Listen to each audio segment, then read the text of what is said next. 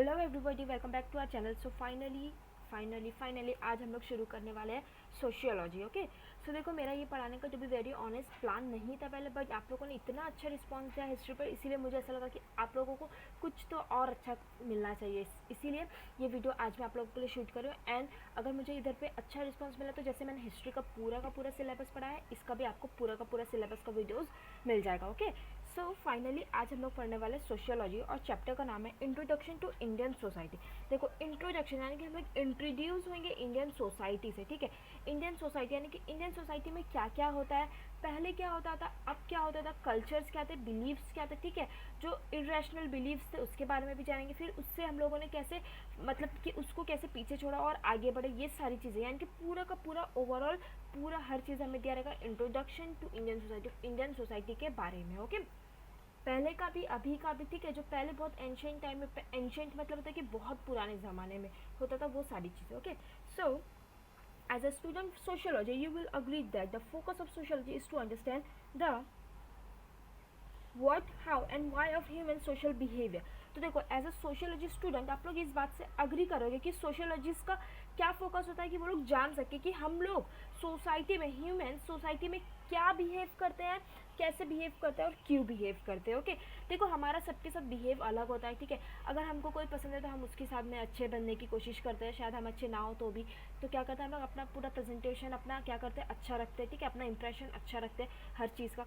और अगर नहीं पसंद है तो चल चल कुछ फ़र्क नहीं पड़ता, कुछ भी सोचो, ऐसा होता है, राइट। और देखो, इसका एक और एक एग्जांपल है कि हम लोगों ने ये बहुत मूवीज़ वगैरह में देखा है कि कुछ भी होता है ऑफिस में, देन हस्बैंड क्या करता है, अपने घर पे आता है, अपनी वाइफ पे गुस्सा उतारता है, अपने बच्चों पे गुस्सा उतारता है। तो ये क्वेश्चन ये आता है, राइज होता है कि अगर उसको गुस्सा आया ऑफिस में वर्कलोड की वजह से, तो वो उसने बॉस पे क्यों नहीं दिखाया गुस्सा, वो अपने घर पे आके क्यों दिखा रहा है, क्योंकि बॉस के सामने उसकी चलने वाली नहीं है। ओके, तो यही सारी चीज़ें क्या है, सोसाइटी में जो भी होता है, हमारा जो भी सोशल बिहेवियर होता है, वो सोशियोलॉजिस्ट क्या करते हैं, स्टडी कर रहे हैं। Okay, okay, now sociologists are interested in understanding the factors. देखो, सोशियोलॉजिस्ट आर इंटरेस्टेड, उन लोगों को इस चीज़ में रुचि है। ठीक है, वो लोग इस चीज़ को जानने में दिलचस्पी रखते हैं कि क्या फैक्टर्स है, कंडीशन एंड सर्कमस्टेंस, कहाँ पर कैसा कौन बिहेव करता है, किस कंडीशन में। देखो, हर कंडीशन में हमारा बिहेव अलग होता है। ठीक है, हम लोग खुश है तो कुछ और, दुख है तो कुछ और, हर जगह पे अपना क्या होता है, अलग अलग बिहेवियर होता है। ठीक है, तो कौन से फैक्टर्स है, कौन सी कंडीशन और सर्कमस्टेंस यानी कि कैसे इन्वायरमेंट हम लोग कैसा बिहेव करते हैं, and forces that have impacted human behaviour. तो ये सारी चीज़ों की वजह से ह्यूमन के बिहेवियर पे क्या इम्पैक्ट पड़ता है, ये सोशियोलॉजिस्ट क्या करते हैं, जानने की कोशिश करते हैं। जो पहले भी होता था, देखो, ये सारी जो फैक्टर्स है ये इम्पैक्ट करता था ह्यूमन बिहेवियर को पास्ट में भी, और इसी की वजह से अभी भी। ऐसा नहीं कि बस पास्ट में ही होता था और अभी चेंज हो गया, नहीं, जो पहले की चीज़ें थी वही अब तक क्या हो रही है, हमें इन्फ्लुएंस करें। इन्फ्लुएंस यानी कि हमारा जो बिहेवियर है पूरी तरह से वो क्या करते हैं, कंट्रोल। ठीक है, जो सोशियोलॉजिस्ट ने पहले पढ़ा था, जो भी फैक्टर्स थे, जो भी कंडीशंस थे, जो भी सर्कमस्टेंस थे या फोर्सेस वगैरह थे, जिसकी वजह से ह्यूमन बिहेवियर इम्पैक्ट होता था पहले। ठीक है, वही क्या है, सेम चीज़ अभी भी क्या हो रही है, कंटिन्यू हो रही है। ठीक है, एक्सर्ट इन्फ्लुएंस यानी कि अब तक क्या है, वो कंट्रोल में है, हमें कंट्रोल कर रही है अपनी लाइफ्स को। ठीक है, ऑलराइट, सो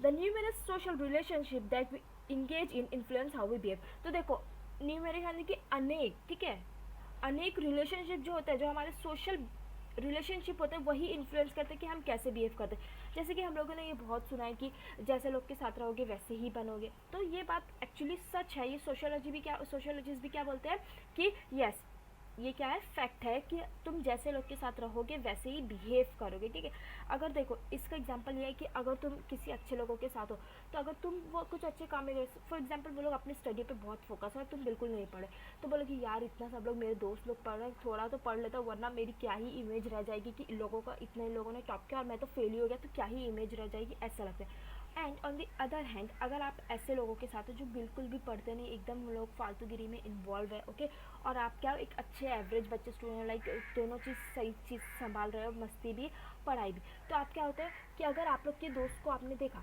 कि वो लोग सारे क्या करें, मस्ती करें, चिल करें, हैंग आउट करें, तो आपको भी क्या लगता है कि यार मैं भी थोड़ा कर लेता, अब इतना तो पढ़ ही जाए, उन लोगों को तो कुछ नहीं हुआ, मेरा तो हो भी गया, थोड़ा थोड़ा चिल कर लेता हूँ, चलो, और उसी में हो जाता है पूरा टाइम वेस्ट हो जाता है। सो आप क्या कर पाते हो, पढ़ पाते हो क्या, नहीं। क्यों, क्या हो गया, आप इन्फ्लुएंस हो गए आपके दोस्तों से, क्योंकि उन लोग क्या कर रहे थे, मस्ती कर रहे थे, उससे देखकर आप भी क्या होगा कि यार मेरे को भी थोड़ा मस्ती करने का, ऐसे हो गया, राइट। तो क्या हो गया, आप इन्फ्लुएंस हो गए। तो सारी चीज़ें जो है वो इस चीज़ पर ही डिपेंड है कि आप कैसे बिहेव करते हो, ये इस चीज़ पर डिपेंड है कि आप कैसे लोगों के साथ रहते हो, ठीक है। This refers to our thinking, हमारी जो सोच है, और एक्टिंग, एक्टिंग मतलब कि एक्टर एक्ट्रेसेस वाली एक्टिंग नहीं, एक्टिंग मतलब कि जो हमारा डेली लाइफ में जो हमारे एक्शंस होते हैं, ठीक है, वो तो हमारी थिंकिंग, एक्टिंग और प्रेफरेंसेस, लाइक एंड डिसलाइक, यानी कि जो भी हमारा इंटरेस्ट है, ठीक है, और जो हमें चीज़ पसंद है और नहीं पसंद है, और जो हमारा माइंड सेट है, प्रिजुडाइसेस, यानी कि जो हमारा माइंड सेट है, ठीक है, ये सारी चीज़ें किस पे डिपेंड होती है, देखो, beliefs, practice, rituals of daily life, so more, ठीक है। तो ये सारी चीज़ें जो है किस चीज़ पे डिपेंड होती है कि हमारा डेली लाइफ में क्या हम करते हैं, ठीक है, हमारा जो रिचुअल्स है वो क्या है, ठीक है। और साथ ही साथ ये भी बहुत ज़्यादा इन्फ्लुएंस करता है कि हम कैसे लोग के साथ रहते हैं, ठीक है, हम किस, हमारा रिलेशन कैसे लोगों के साथ है, ठीक है, हमारा सोशल रिलेशनशिप जो है वो हमारी प्राइवेट लाइफ को बहुत ज़्यादा, हमारा बिहेवियर को बहुत ज़्यादा इन्फ्लुएंस करता है। और इसी के साथ साथ ये भी याद रखना कि क्या इन्फ्लुएंस करता है, जो हमारी डेली लाइफ की प्रैक्टिसेस होती है, जो हमारे रिचुअल्स होते हैं, ठीक है, जो हमारे लोग, जो जिनके साथ हम रहते हैं, उन लोगों का जो माइंडसेट रहता है, उनसे भी हम क्या हो जाते हैं, इन्फ्लुएंस हो जाते हैं, okay. For example, if you are raised in a household that has a customary practice of a morning bath before prayer are recited, then you are likely to conform to such a practice. तो देखो, for example, अगर आप ऐसे घर में पले बड़े हो जहाँ पर ऐसे रिवाज है, ठीक है, कस्टमरी प्रैक्टिस, यानी कि उन लोगों का ये रिवाज है कि वो लोग क्या करते हैं, हर दिन सुबह उठते हैं एंड बात लेते हैं, उसके बाद क्या करते हैं, प्रेयर एंड रिसाइट, रिसाइट यानी कि देखो ये भगवत गीता पढ़ते हैं, या फिर कुरान शरीफ, विशुद्ध से कि कुरान शरीफ हम लोग जो पढ़ते हैं या फिर भगवत गीता पढ़ते हैं लाउडली, ठीक है, तो उसको क्या बोलते हैं, रिसाइट करना, ओके। तो फिर उन लोगों के घर में क्या ऐसा रिचुअल है कि क्या करना है, सबसे पहले मॉर्निंग में बात लेना, उसके बाद क्या करना है, प्रेयर एंड रिसाइट करना है, एंड देन अगर आप लोग ये चीज़ को फॉलो करते आ रहे हो, ठीक है, आपके घर में आप ये देखते आ रहे हैं, तो क्या मोस्ट प्रोबेबिलिटी कि बहुत ज़्यादा चांसेस है कि आप क्या करोगे, यही चीज़ को फॉलो करोगे और आगे तक लेके जाओगे, यानी कि आपके जो आपके बाद जो जनरेशन आएगी, यानी कि आपके जो बच्चे आएंगे, आप उनको भी वही सिखाओगे, ठीक है। तो ऐसे ही क्या होता है, हर चीज़ इन्फ्लुएंस करती है, फैमिली भी बहुत ज़्यादा इन्फ्लुएंस करते हैं हमारे बिहेवियर को, of course it is very obvious, right. And the chances are that you may propagate the same to, जैसे मैंने कहा आप लोगों की, आप लोग क्या करोगे, प्रोपोगेट, प्रोपोगेट यानी कि फैलाओगे, यही चीज़ आप लोग आगे तक लेके जाओगे, आपकी जनरेशन, आपकी आपसे जो जनरेशन आएगी उसे भी बताओगे। Again, for example, if you have condition to believe in the superiority of a particular sex, here too the probability of you endorsing and transmitting such a view is high.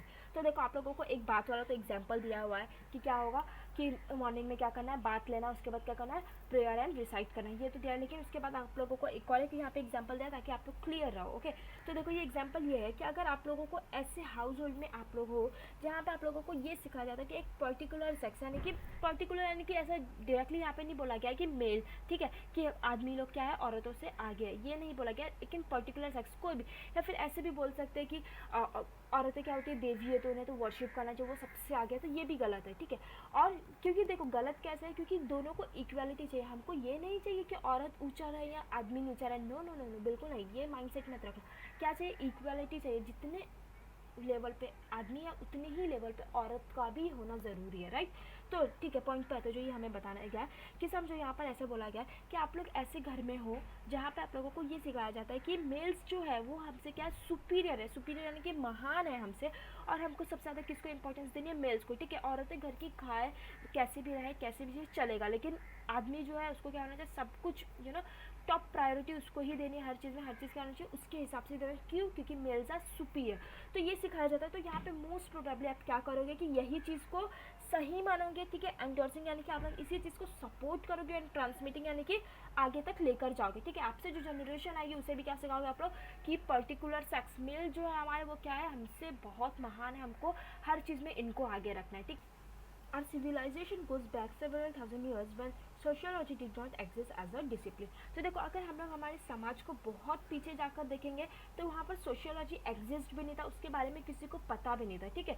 और you will recall that, देखो अगर आप लोग recall करो, आपने जो पीछे पढ़ा है, ठीक है, 11th स्टैंडर्ड में जो आप लोगों ने पढ़ा है, तो वहाँ पर आप लोगों को अगर याद होगा कुछ, तो सोशियोलॉजी इमर्ज कब हुआ था, यानी कि सोशियोलॉजी के बारे में लोगों को पता कब चला था, yes, mid 19th century CE में, okay. So a question that you might ask is how we do know about the social life of the people in the ancient past, ठीक है। तो देखो, अगर सोशियोलॉजी एग्जिस्ट कब हुआ था, sociology के बारे में लोगों को पता कब चला था, मिड 19th सेंचुरी में, ठीक है। तो अब आप लोग ये सवाल पूछ सकते हो कि जब सोशियोलॉजी का पता 19th सेंचुरी में चला था, तो हमारा जो इतना एंशियंट पास्ट है, इतने पुराना हमारे पास्ट के बारे में हमको कैसे पता है, ठीक है। तो इंडियड ये बहुत ही ज़्यादा वैलिड क्वेश्चन है, वैलिड यानी कि आप लोग कुछ भी ऐसी फालतू की बकवास नहीं करो, ये ऐसा बोलना चाहता है, आप लोग एकदम वैलिड क्वेश्चन पूछ रहे हो, यानी कि बहुत लॉजिकल क्वेश्चन पूछ रहे हो। तो देखो इसका आंसर ये है कि आर मेजर सोर्स, हमको कैसे पता है हमारे एंशियंट पास्ट के बारे में। तो जो सबसे बड़ा सोर्स है कि हमें कैसे पता है, वो ये है कि जो हमें इंफॉर्मेशन मिली आर्टिफैक्ट्स से, ठीक है, जो डिस्कवर किया है आर्कियोलॉजिस्ट एंड फील्ड हिस्टोरियंस ने। देखो आर्टिफैक्ट्स यानी कि स्टैचूज, ओके, तो उनकी जो ज्वेलरीज होती थी, उनके जो पहनने का तरीका होता था, वो सब उसमें था, ठीक है।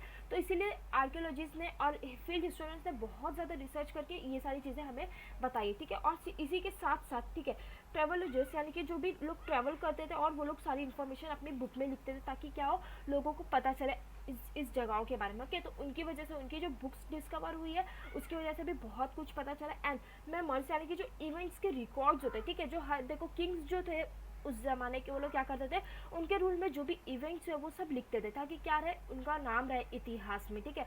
तो ये सारी चीज़ें जो मिली है उसकी वजह से पता चला है, बायोग्राफीज लिटरेचर की वजह से। ऑल राइट, और भी चीज़ें आगे दी हुई है, रुको, या एडिक्स एंड इंस्क्रिप्शंस। देखो इंस्क्रिप्शंस जो देखो दीवार पर लिखा होता है, ठीक है, हमने देखा होगा बहुत जगह पे, ठीक है, म्यूजियम्स वगैरह में भी, कि जो दीवार पर लिखा होता है, तो वो जो दीवार पर होता है वो ऐसे ही नहीं लिखते, वो किंग्स ऑर्डर देते हैं, ठीक है, जो भी रूलर होते हैं वहाँ के, वो ऑर्डर देते हैं और उसका बहुत ज़्यादा मीनिंग होता है, ठीक है। तो उसकी वजह से हमको बहुत कुछ कल्चर्स के बारे में, जो लोगों का जो पढ़ते थे वो लोग किस लैंग्वेज यूज़ करते थे, ये सारी चीज़ें बहुत कुछ हमें पता चलता है, ठीक है, इंस्क्रिप्शन से।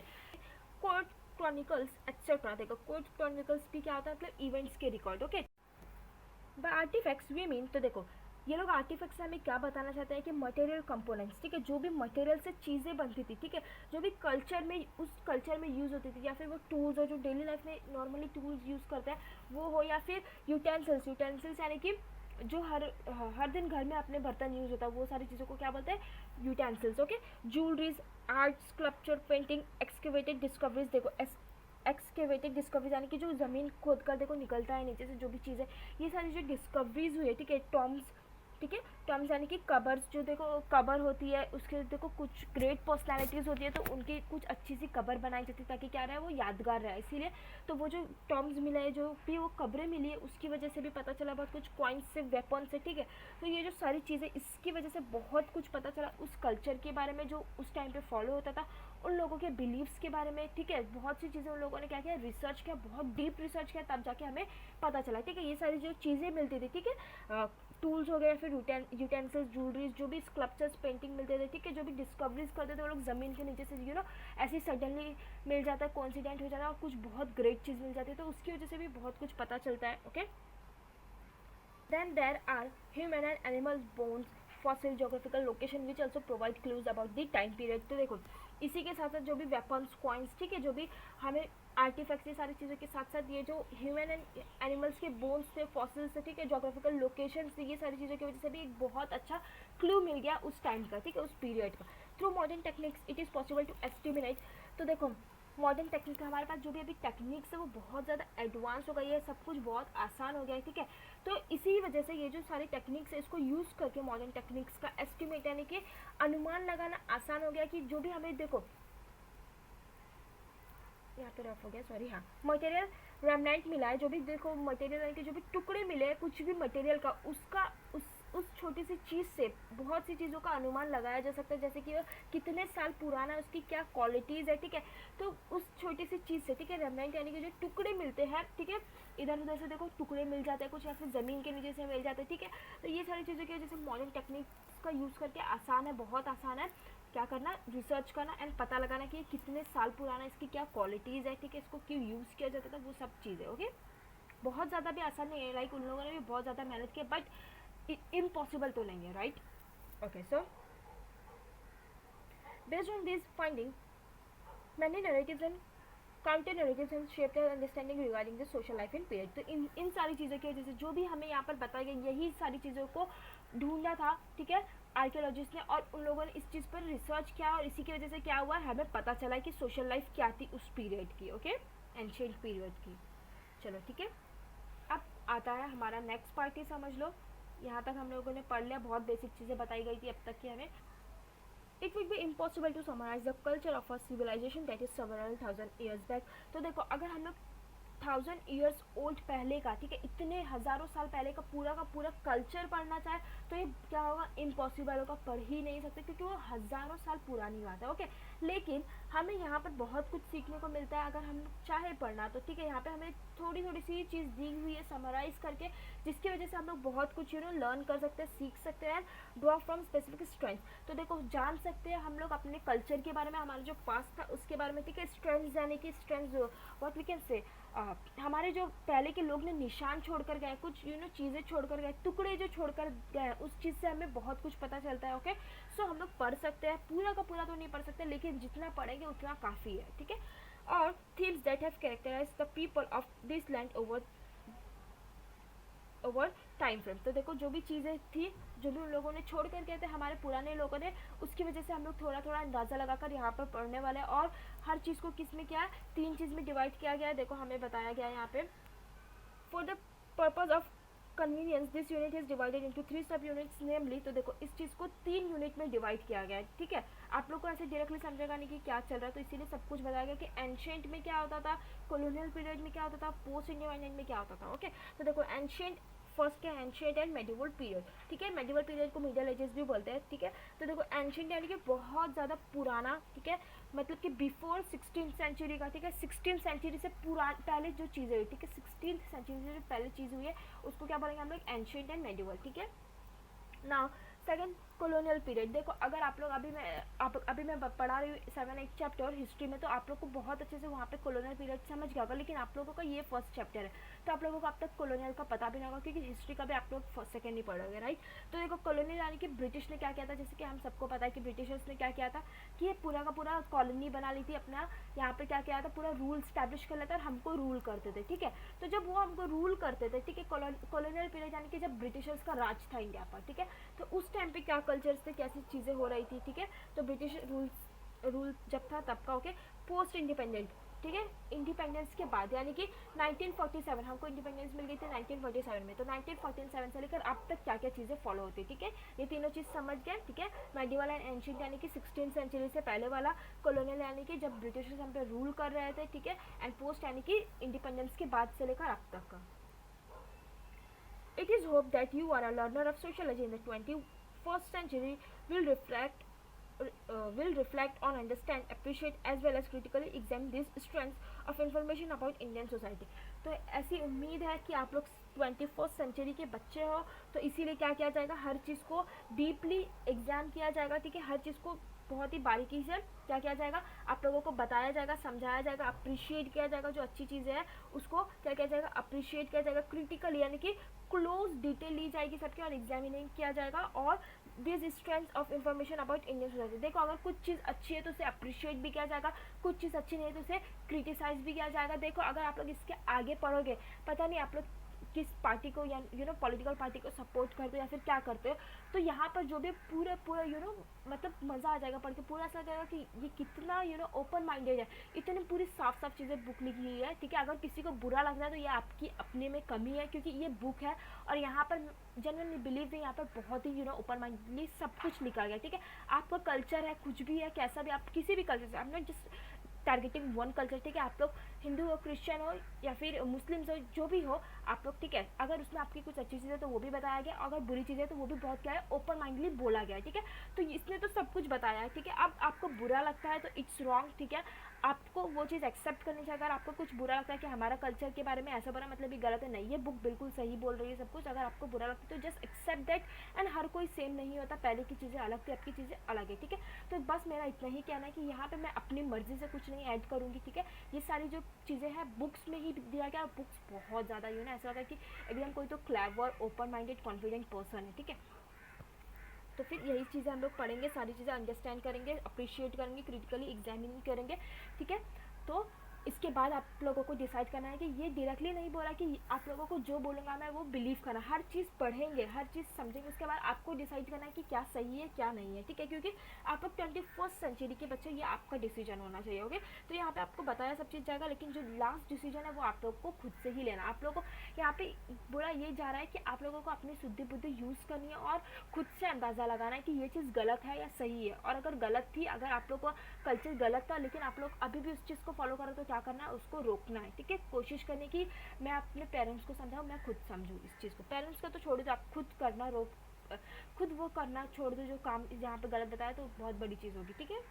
नेचुरली टू डू दिस, तो देखो ये चीज़ करने के लिए जो भी हम लोगों ने अभी ऊपर पढ़ा कि क्या करेंगे, हर चीज़ को पढ़ेंगे समझेंगे, ठीक है, हर बारीकी से चीज़ों को देखेंगे एंड देन डिसाइड करेंगे कि वो अच्छा है कि नहीं। तो ये करने के लिए हमें क्या करना पड़ेगा कि बहुत साल पहले जाना पड़ेगा, हिस्टोरिकल फ्रेमवर्क यानी कि जो भी हिस्टोरिकल स्ट्रक्चर्स है उस चीज़ को देखना पड़ेगा हज़ारों साल पहले की। Okay, bye touching upon specific themes and significant landmarks it should make you wonder about mirrors ways of human life. तो देखो बाय टचिंग यानी कि जानकर जो ह्यूमन लाइफ थी, ठीक है, उन लोगों की जो डेली होने वाले जो कल्चर्स थे, जो भी रिचुअल्स थे हर दिन जो वो लोग फॉलो करते थे, ये सब जानकर, और कुछ सिग्निफिकेंट लैंडमार्क्स और जो भी सारी चीज़ें जो भी हमारे पास स्ट्रैंग जो हमारे पीछे के लोग छोड़ कर गए हमारे लिए, ये सब देखकर आप लोग इस चीज़ में वंडर हो जाएगा, यानी कि आपको क्या होगा, सोच में पड़ जाओगे आप लोग कि ये कैसा, मतलब आप लोगों को स्ट्रेंज भी लग सकता है और वाव भी लग सकता है। ओके, तो ये सारे जो मिरर्स वेज यानी कि जो स्टाइल था, जो लोगों का लिविंग स्टैंडर्ड था, जो लोगों का हर दिन जीने का तरीका था, ये सब देखकर आप लोग क्या हो जाओगे, सोच में पड़ जाओगे। Okay,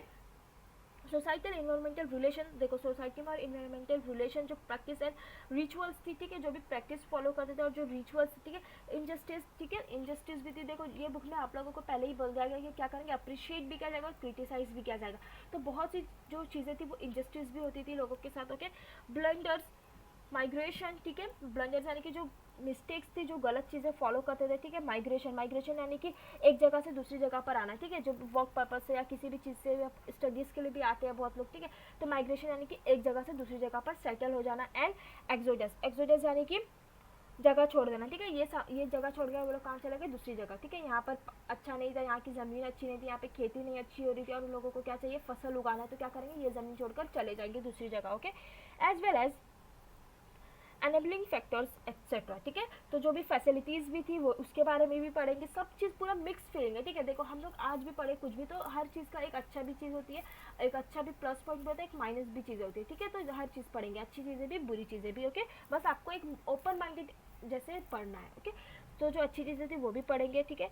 it is a mix bag and there is a plenty to draw from, ठीक है। तो it is a mix bag, ठीक है, मिक्स बैग है ये, और आप लोगों को यहाँ पे बहुत कुछ समझने को मिलेगा, सीखने को मिलेगा, ठीक है। ड्रॉ फ्रॉम की इसमें से आप लोगों को बहुत कुछ समझने को मिल सकता है। Okay, our knowledge on the past has shaped our present and indeed has to bearing on word, ठीक है। तो हमारा जो पास्ट था उसी की वजह से उसी को फॉलो कर करके हम लोग क्या करें, आज तक हम लोग उसी चीज़ को फॉलो करें, और हमारा जो पूरा चीज़ है उसी चीज़ से बेस है, उसी चीज़ से लिंक है। ओके, आज हमारा प्रेजेंट भी हमारे पास्ट से लिंक है।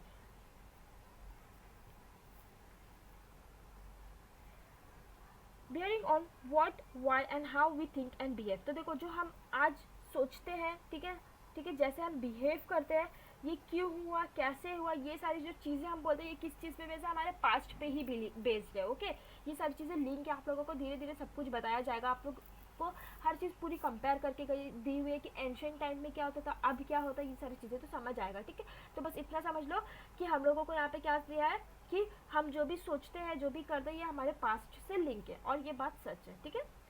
Such insights we hope will excite you, ठीक है। तो देखो इंसाइट्स यानी कि जो हमें इतनी डिटेल्स दी हुई है, इतने अच्छे से हमें समझाने की कोशिश किया हुआ है, तो ये ऐसे एक्सपेक्ट कर रहे हैं, जो बुक लिखा है जिन्होंने, वो हमें ऐसा कहना चाह रहे हैं कि जितनी आप लोगों को डिटेल दी गई है, जितने आप लोगों को इंसाइट्स दिया हुआ है, आई होप कि इसकी वजह से क्या हो, आप लोग को एक्साइटमेंट, आप लोगों को ये पढ़ने में मजा आए, ठीक है। As they could well give you a sense of plural root of our heritage, diverse past and the present as well as a near and distance future. तो देखो जो भी हमें डिटेल दी हुई है इसकी वजह से हम लोग ये पता चलता है हमें कि क्या था, हमारा कल्चर प्लूरल रूट से बना था, ठीक है। प्लूरल रूट्स यानी कि ऐसा नहीं था कि बस एक जगह से लोग आए और वही चीज़ फॉलो होती जा रही नहीं। मैंने आप लोगों को पहले भी बताया कि क्या था, माइग्रेशन, माइग्रेशन मतलब यस, याद होना चाहिए, मैंने अभी जस्ट आप लोगों को बताया था लास्ट पेज पे।